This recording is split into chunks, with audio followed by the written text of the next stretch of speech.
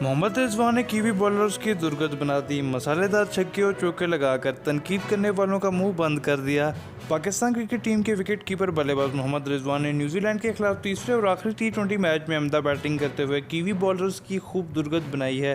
तफसीलात के मुताबिक नेपियर में खेले गए तीसरे और आखिरी T20 मैच में हदफ के ताकुब में पाकिस्तान की जानिब से मोहम्मद रिजवान और हैदर अली ने इनिंग्स का आगाज़ किया तो हैदर अली जल्द ही पवेलियन लौट गए, मगर मोहम्मद रिजवान ने पुरएतमाद और जारहाना बल्लेबाजी करते हुए कीवी बॉलर्स की खूब दुर्गत बनाई और करारे छक्कों के साथ साथ मसालेदार चौके भी बनाए। मोहम्मद रिजवान ने 59 गेंदों पर 3 छक्कों और 10 चौकों की मदद से 89 रन बनाए।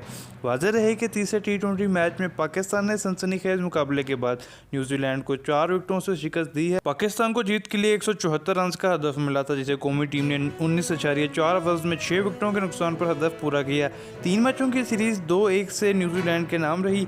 पाकिस्तान की जानिब से मोहम्मद रिजवान ने 79 रन की शानदार इनिंग्स खेली।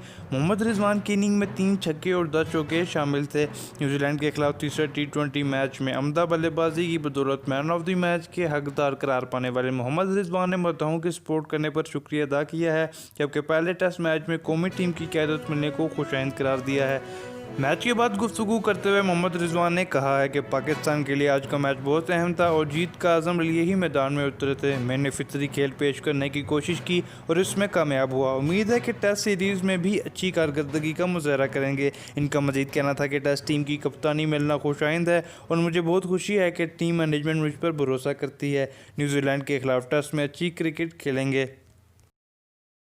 उम्मीद है आपको वीडियो पसंद आई होगी। वीडियो को लाइक ज़रूर करें, चैनल को सब्सक्राइब ज़रूर करें।